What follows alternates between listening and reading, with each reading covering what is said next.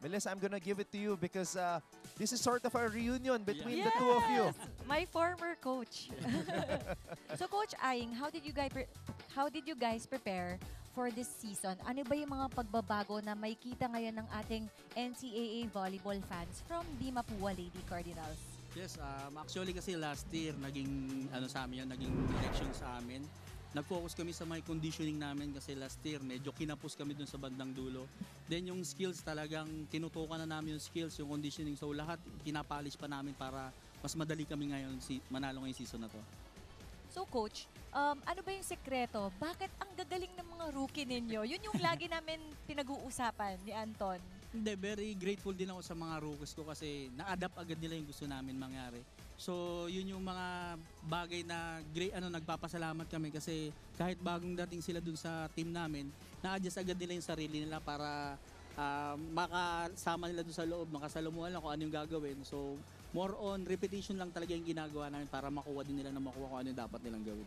Okay, Coach, speaking of the rookies, sobrang na-impress kami dito sa mga bago, ha.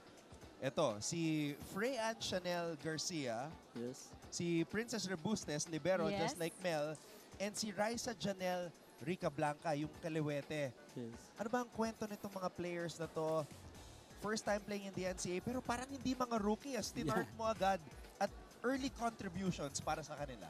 Siyempre, yung pinaganda namin, yung exposure nila, sa saan kami sumasali, then yung sa tune-up games. Actually, yung si Rebo Rebustes is dati ko ng libero, unfortunately, nagka-ACL siya nung time na yon. So, ngayon siya bumabawi. Sabi niya talagang lalaro sila maayos. Yun lang yung gusto ko sa nila, mga players namin is gustong manalo talaga tong NCAA. Coach, totoo ba? Kasi Melissa and I were looking at the history.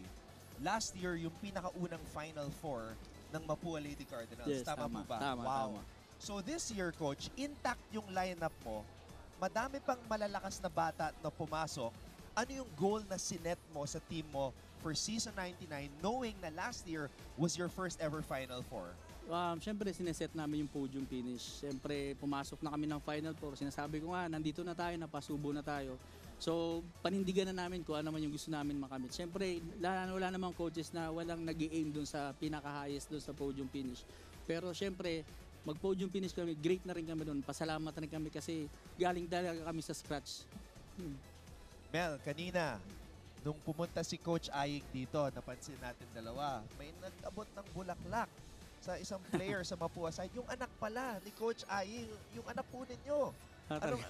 So ano yun?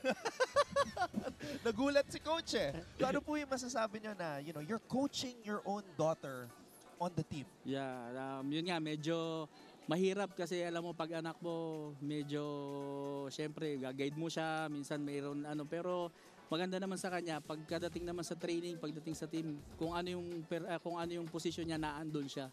So yun lang yung maganda sa kanya. So at the same time, yung mga assistant coach ko, sila yung pumupukpok para mas maintindihan ng anak ko kung ano yung dapat niyang gawin. So Coach, iba yung bond na nakikita namin ngayon, parang buo yung team ngayon. Ano ba yung mga paano nyo pinaghandaan? May ginawa ba kayo like team building bago mag-season? Kasi ang ganda ng gel ngayon ng team. Yes, nagkaroon kami ng team building. At the same time, every training kasi halos gusto ko yung masaya yung ginagalaw nila. Lagi silang, ando kasi makukulit sila. So, doon pa lang nabubuo na sila doon sa kakulitan nila.